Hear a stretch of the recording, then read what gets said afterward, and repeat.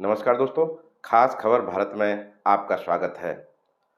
राजस्थान के अलवर जिले की रामगढ़ विधानसभा सीट जहां उपचुनाव होना है, वहां भाजपा के ही नेता जय आहूजा ने बगावती तेवर दिखा दिए। लेकिन तीसरे ही दिन वो बगावती तेवर ठंडे पड़ गए, क्योंकि दूसरे ही दिन उन्हें भाजपा ने जयपुर तलब कर लिया और सीएम के साथ हुई मीटिंग में सब कुछ फिक्स हो गया। आइए हम चर्चा करते हैं रामगढ़ में जो 22 अक्टूबर को महापंचायत बुलाई थी, उसमें क्या क्या हुआ। जयपुर में ही फिक्स हो गई थी रामगढ़ में भाजपा नेता जय आहूजा की महापंचायत, इसलिए तो बिना कुछ मिले ही मान गए जय आहूजा। महापंचायत में पहले तो वक्ताओं ने पूरे बगावती तेवर दिखाए और अपनी पूरी भड़ास निकाली, और बाद में वही हुआ जो जयपुर में सीएम ने जय आहूजा के साथ फिक्सिंग की थी। क्योंकि जब जय आहूजा जयपुर गए तो किसी को कानों कान खबर तक नहीं थी। रामगढ़ की सभा में समर्थकों में से किसी ने जय आहूजा के लिए लाल बत्ती की गाड़ी मांगी तो किसी ने कैबिनेट मंत्री का दर्जा। आप देखिए कैसे राजनीति में चेहरे और मोहरे कब कहाँ कैसे बदल जाते हैं, इसलिए ही तो इसे राजनीति कहते हैं।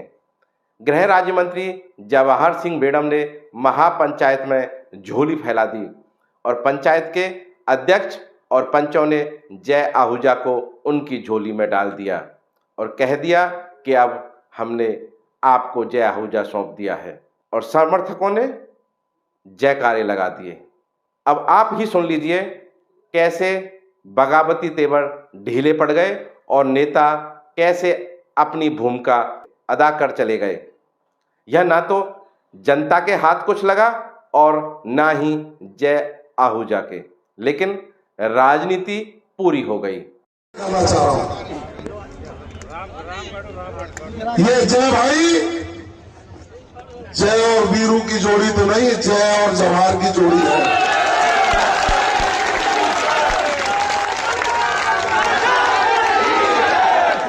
और मेरा फिर जोड़ी बना करके निवेदन है, मैं कोई बात कहूं तो उसका पालन करोगे या नहीं करोगे? हाथ उठा के बताइए, करोगे या नहीं करोगे? ईमानदारी से करोगे, ईमानदारी से करोगे। जय रामगढ़ का नेता नहीं है, राजस्थान का नेता है। और मैं जय आहूजा से कह रहा हूं,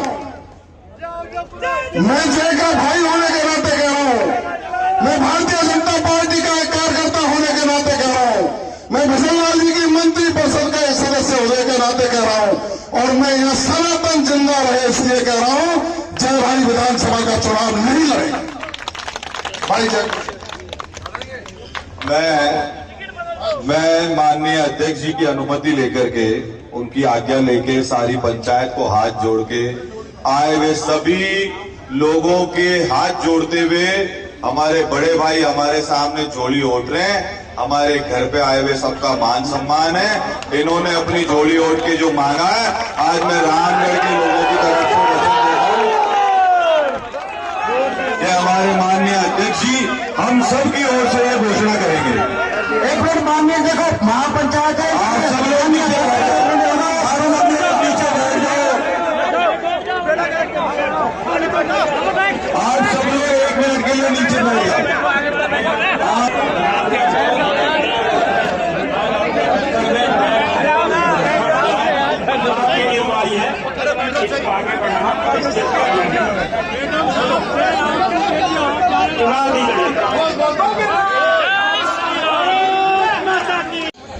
आपके साथ काम करूंगा और भाई साहब मैंने अपना दिया हुआ वचन लोगों को निभाया। अपने आप परिस्थिति ऐसी बन गई कि जो तब नहीं हो पाया वो अब होने वाला था, जो अब होने वाला था उसको अपनी पार्टी के निर्णय ने होने नहीं दिया। मुझे राजनीतिक ताकत अपने स्वार्थ के लिए नहीं चाहिए, मुझे राजनीतिक ताकत मेरे मेवात में रहने वाले उन भाई बहन बेटे बेटी बच्चे बच्चियों के लिए चाहिए, जिनके लिए उस ताकत का उपयोग करके यहाँ पे हम सुख शांति चैन का राज कायम कर सकें। तो भाई साहब का ये कहना था कि जब विधाता ने तुम्हारे लिए कुछ बहुत ज्यादा सोच रखा है तो तुम छोटा क्यों सोचते हो। अपने आप परिस्थिति ऐसी बन गई है जय, रामगढ़ में तो तेरी ताकत 100 गुना बढ़ेगी बढ़ेगी, राजस्थान में तेरी ताकत बहुत बड़ी होने वाली है। बस समय जो ये निकलेगा, चुनाव के समय की मर्यादाओं का पालन हमको पार्टी और सरकार के नाते करना पड़ेगा। इसलिए भाई उन मर्यादाओं का ध्यान रख, तू मेरा छोटा भाई है। और दूसरी सबसे बड़ी बात, मैंने अपनी पूरी बात कह के माननीय अध्यक्ष जी के चरणों में निवेदन किया था कि अब यहां से आगे बात कहां ले जानी है आप ले जाओ। उसके बाद इनको जो लोग चल के आए हैं सरकार की ओर से, इनकी बात सुनने दो। उसके बाद अध्यक्ष जी को और पंचों को फैसला करने दो। हम समाज जीवन में जीते हैं, वहां फैसला पंचायतें करती है, जय आहूजा फैसला नहीं करता। अब मैं आग्रह करूंगा आदरणीय बेडम साहब से कि वे भी अपनी बात करें। मजा नहीं आया।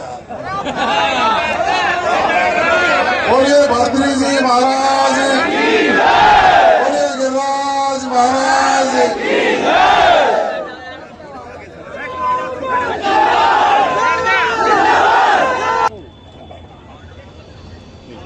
और भाईचारा जहां जिंदा रहता है, राजनीति के रास्ते अपने आप उससे तय हो जाते हैं।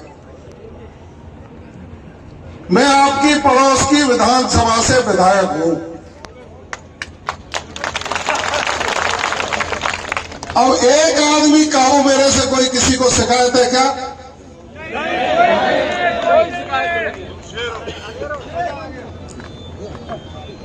मैंने रामगढ़ की धरती पर आकर के आपको वचन दिया था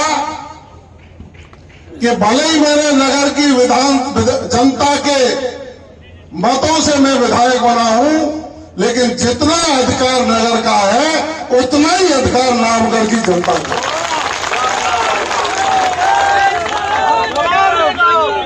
कहा था या नहीं कहा था?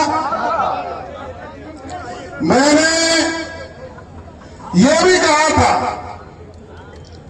कि जय आहूजा भले ही विधायक नहीं बने हो, आपका जोश और खरोश उस समय ठंडा था जिस समय मौका मिला था। मैं सत्य कहने से नहीं चूकू। जिस समय मौका था उस समय आप ठंडे थे। मैं तो जय आहूजा को धन्यवाद दूंगा कि थोड़ी वोट लेने के बाद भी इनके दिल में जो जुनून था, जो ज्ञानदेव आहूजा जी के संस्कार थे, जो भारतीय जनता पार्टी के संस्थापक दीनदयाल उपाध्याय, श्यामा प्रसाद मुखर्जी के संदेश को लेकर जनता के बीच में आपके मान और सम्मान की लड़ाई लड़ने के लिए 24 घंटे उपस्थित रहा।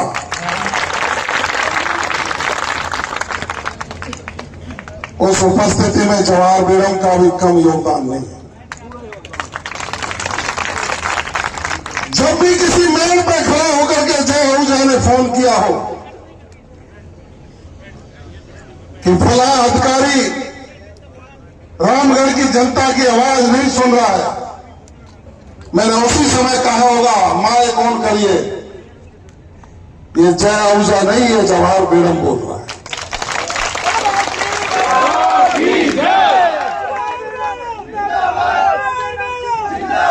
जिस रामगढ़ को, जिस पूरे मेवात के इलाके को संस्कारों से सरसब्ज करके उन लोगों से लड़ने के लिए तैयार किया हो, जिन लोगों से आपकी बहन बेटियों की इज्जत बचाना किसी समय मुश्किल हो गया, उन लोगों के खिलाफ लड़ने को आपको तैयार किया हो, जो गरीबों की जमीन पर कब्जा करते हो, उन लोगों के खिलाफ लड़ने के लिए तैयार किया हो, जो सरेआम गौ तस्करी करते हो और इसकी ठगी करते हो। क्या हम परिवार में दरार डालकर, क्या हम परिवार में दरार डालकर उन्हीं लोगों को मौका देना चाहते हैं? बताइए आप। और यदि उन लोगों को मौका देना चाहते हैं तो मेरे ऊपर आशीर्वाद क्यों दिया आप लोगों ने? उन्हीं लोगों को वो मौका दे देते, उन्हीं लोगों को मौका आपने पहले दे दिया। 10 महीने आपने कष्ट भोगे। मैं तो धन्यवाद दूंगा जय को कि आपके बीच में जाकर के आपके सुख दुख में शामिल रहा। आज आवश्यकता है अपनी व्यवस्थाओं को बनाकर भाईचारे में दरार नहीं हो। विधायक कौन बनेगा कौन नहीं बनेगा ये जरूरी नहीं है। यहां से कमल का फूल जीत करके भजन लाल जी की झोली में जाए, ये प्राथमिकता हमारी है। माननीय भजन लाल शर्मा जी ने विधायकों की जितनी नहीं मानी होगी जितनी जय आहूजा जो लिख के दे दिया उस काम को मंजूर करने का काम किया, जो रात को कह दिया उसको सुबह पालन करने का काम किया। आज वो प्रदेश के मुख्यमंत्री हैं, आदरणीय ज्ञानदेव आहूजा जी की मंशा जय भाई ने कही है। मैं तो कहूंगा कि वृद्ध माता पिता यदि कोई बात कहे तो सपूत वही बेटा है जो उसका पालन करे। और